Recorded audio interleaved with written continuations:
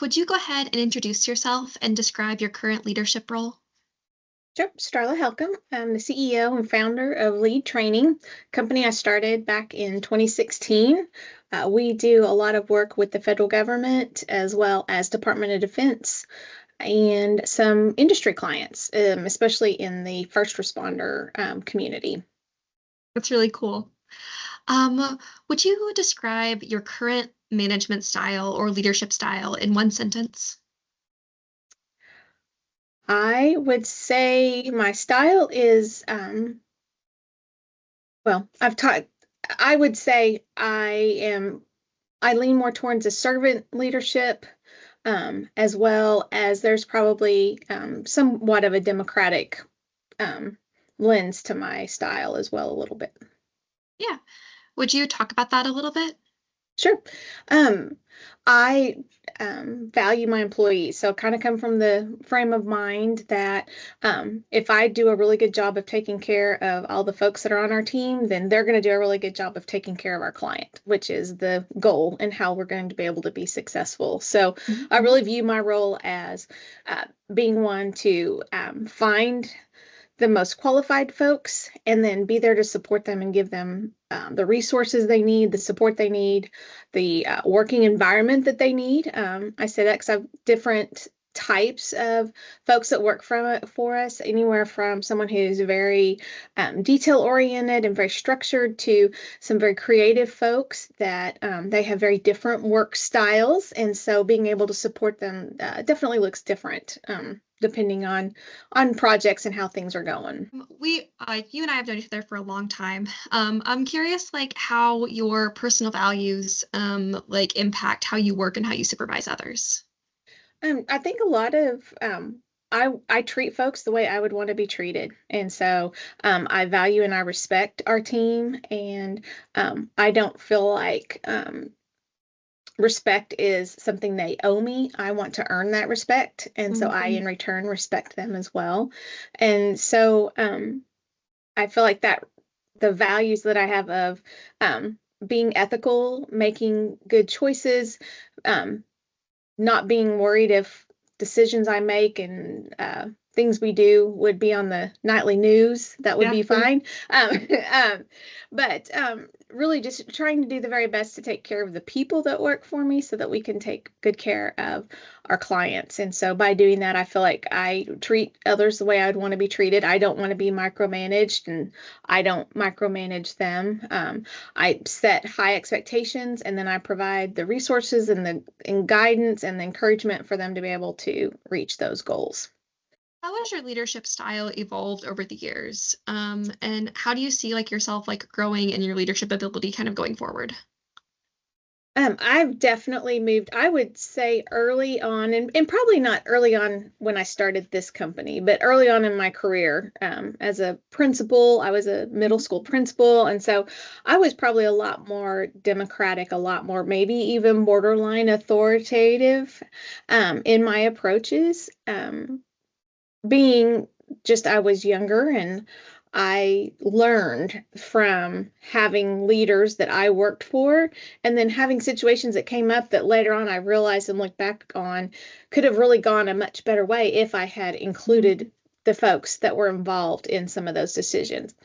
But to several roles I've had, including like being a principal and then owning my own business, there are times where I do have to just make the decision. Like you can't always, put the feeler out. What's everyone think? But really being able to realize and know those times, know when it is a good time to get the input from the folks that are going to be impacted by your decision, as opposed to it's time like you need to be able to make that decision and stand behind it, and be strong. Yeah, So absolutely. I really feel like I've grown in that a lot of where I am much better about taking the input of others, asking for the input of others, a whole lot more than I used to.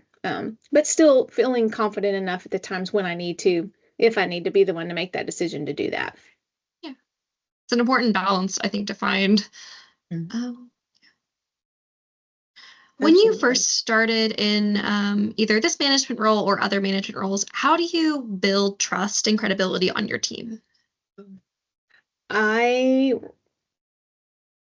Earlier on, I really thought the only thing I had to do was be willing to do anything I asked someone else to do. Like, right, I'm not going to ask you to do this work or spend this time or dedicate yourself to this level if I'm not willing to do that. Mhm. And I do still feel like there's some of that that's of value. But what I've really learned is talk is cheap and actions speak way louder than words. And that's true with the folks that work with you. Them seeing me react to a stressful situation, them seeing me react to, maybe someone on our team not doing what they should be doing. Them seeing all those things, I think, is what helps kind of build that trust, and them knowing that I've got their back. Everyone that works for me, I have 24 people that work for me right now, and I have a relationship with each one of them, right? I've spent time with them one on one to make sure and learn about them and to know that they can come to me. There isn't anybody on our team that can't come to me if they have a question or a concern.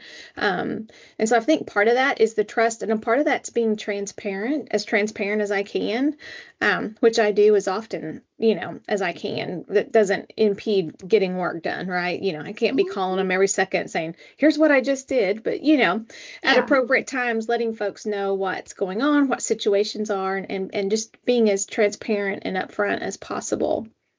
Yeah. Have you ever had a situation where you were tasked with managing either a friend or someone you formerly worked with? How did you approach conversations with them, like with your new like relationship? Um, yeah, maybe a little bit. Honestly, I've been like a coworker and then become someone's supervisor. I never was in that situation. Um, but I have had situations where some of the folks I brought on, um, are a peer in a big scene, right? Like not actually really working together or anything like that, but they are an equal, they are a peer, and they've come on to Yeah. work on the team. And so really just tried to be as genuine as I can. Just, always just say, well, I have a decision to make and I'd love to hear what your thoughts are on this. And then I'll be happy to get back to you and let you know what I decide. But I try to kind of keep that work piece, separate, right? Mhm. Like, Yeah. but them still feel valued as a person and as a professional. How do you handle situations where a team member disagrees with your feedback or a decision that you have made? You talk about kind of like there are times where you need to like be the boss and make the Mhm. decision. Well, there are Sure. situations where like people are like, that's not what I would have gone with, I guess. Sure. I think make sure folks know you value what they've shared with you. And so like if maybe we were in a group and different opinions came up and I went a different way, I would probably sit down and have a conversation with that person that maybe didn't have that I didn't go that way. So maybe let's say that was you. I would sit down and be like, Emily, I want to talk to you real quick before I put my announcement out. I really appreciated your comments, and it really made me stop and think and really kind of weigh this decision even more so than I was before. I've decided to go this way, and here was the reason why that was the way I feel like is going to be our best choice. And just kind of have that real kind of open conversation so that it never would come back to be, I didn't go one way because that was someone's idea, or I don't think that person knows what they're talking about, but to value and to encourage them that I always want them to give me their thoughts. I don't ever want someone to not give me their thoughts, even if they are in contradiction to maybe what others are saying, or maybe even what I've already said.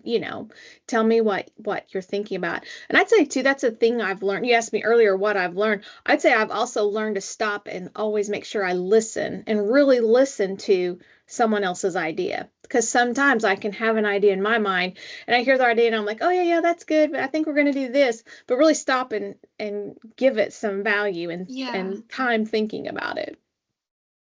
It's something I've had to do even with my staff. Like they'll say something, be like, okay, that's a really good point. I'm going to get back to you, and I like commit to doing that. But, like, let me get back to you, but like, I want to think about this, turn this over a little bit longer. Yeah. Yeah. Yeah. Speaking of conflict, how do you handle situations where there's conflict among your team members? I have been pretty fortunate. We don't have a lot of that. And so it hasn't come up a lot. Um, I feel like probably the closest to that was I kind of have two people that are in kind of mid-level leadership roles. And I've just, when I got worried right at the very beginning that there was some conflict between the two of them, not knowing whose role was what.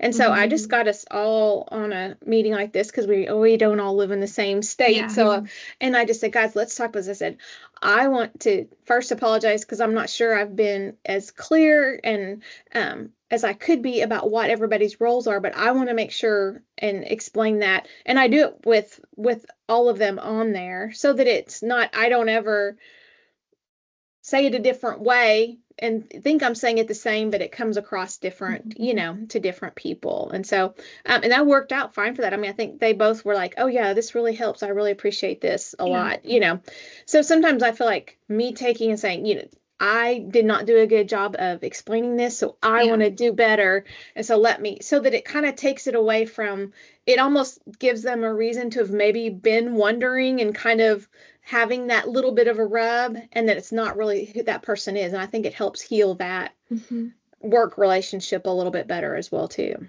When you are hiring, what traits do you look for most in candidates? And then when with your existing staff, what does the process of developing them look like? So each when we're hiring, it's a lot of times there's an actual specific skill set, right? Maybe we're needing to hire an instructional designer, or we actually just had to hire a pharmacist. So there's sometimes there's requirements that are very specific.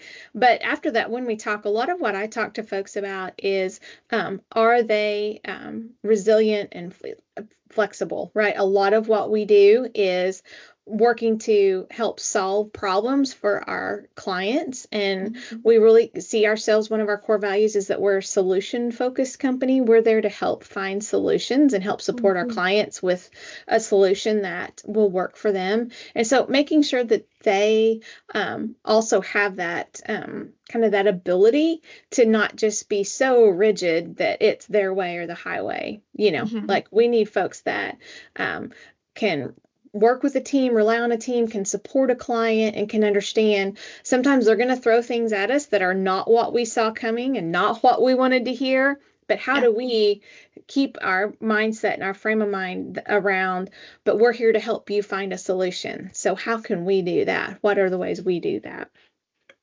Really like that. And then my last question today, what traits have you admired in past supervisors, and how have other supervisors shaped your leadership?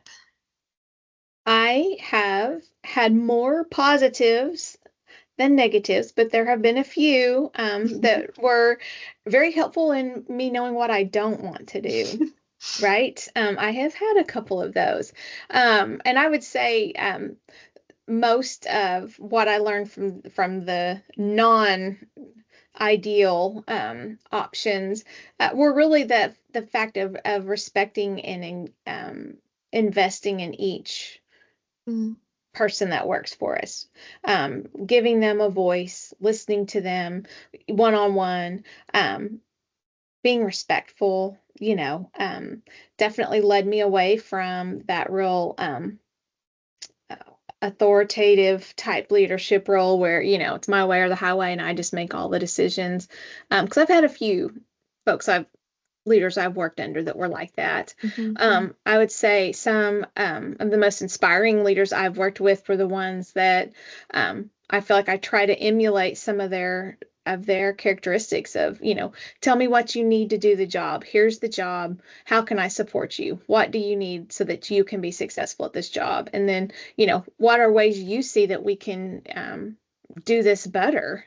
What are ways we can support the clients better? Any ideas you've got? So I think those were probably some of the biggest takeaways from the positives, and then the negatives definitely helped me see I didn't want to be that leader that was just disconnected, disengaged, just over here doing my thing and not a part. Yeah. Well, thank you very much, Starla, for meeting with me today. I really appreciate your insight.